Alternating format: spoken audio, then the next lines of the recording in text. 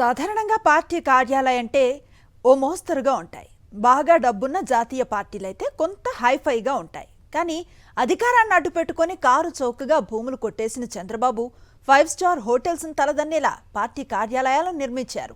33 ఏళ్ల నుంచి 99 ఏళ్లకు నామమాత్రపు డబ్బుతో లీజుకు తీసుకుని ఇలా విలాసవంతమైన పార్టీ కార్యాలయాల భవనాలు నిర్మించింది టీడీపీ. అధికారాన్ని అడ్డం పెట్టుకున్న చంద్రబాబు పార్టీ కార్యాలయాల కోసం వేల కోట్ల రూపాయలు ప్రభుత్వ భూములు, ప్రైవేటు వ్యక్తుల స్థలాలను దోచేశారు. ఆ భూముల్లో 5 స్టార్ హోటల్స్ ను తలదన్నేలా పార్టీ కార్యాలయాలను నిర్మించారు. హైదరాబాద్ బంజారా హిల్స్ లో టీడీపీ ప్రధాన కార్యాలయాన్ని తలదన్నేలా ఏపీ వ్యాప్తంగా కొత్త కార్యాలయాలను నిర్మించారు. పైకి చూస్తే మామూలు టీడీపీ కార్యాలయాల్లా కనిపించినా లోనికి వెళ్లిన వారికి మాత్రం అవి ఆఫీసులా లేక 5 స్టార్ హోటల్సా అని అనుమానం రాకమాన. మంగళగిరిలో ఉన్న టీడీపీ రాష్ట్ర కార్యాలయం నుంచి మొదలుకొని ప్రతి జిల్లాలోనూ ఇదే తరహాలో పార్టీ కార్యాలయాలను నిర్మించారు.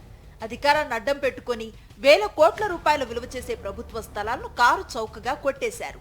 33 ఏళ్ల నుంచి మొదలుకొని 99 ఏళ్ల వరకు లీజ్ పేరిట తీసుకున్నారు. అలా తీసుకున్న స్థలాలను, ఆనుకున్న భూములను సైతం ఆక్రమించుకొని తమ కార్యాలయాల స్థలాల్లో కలిపేసుకున్నారు. కనీసం పార్టీ కార్యాలయాలను నిర్మించే సమయంలో అనుమతులను కూడా తీసుకోలేదు. విశాఖ నగరంలో టీడీపీ కార్యాలయం నిర్మించిన 15 ఏళ్ల వరకు పర్మిషన్ తీసుకోలేదు. నోటీసులు ఇవ్వటంతో జీవీఎంసీకి బకాయి పడ్డ లక్షలాది రూపాయల పన్నును విడతల వారీగా చెల్లించారు. విశాఖలో టీడీపీ కార్యాలయం పక్కనే ఉన్న 160 గజాల ప్రభుత్వ స్థలాన్ని పార్టీ కార్యాలయంలో కలిపేసుకున్నారు. ప్రతి జిల్లాలో ప్రభుత్వ భూములను లీజ్ పేరిట సొంతం చేసుకుంది టీడీపీ. ఏటా ఎకరానికి కేవలం 1000 రూపాయలు చెల్లించేలా ప్రభుత్వ జీవోలను జారీ చేసుకుంది.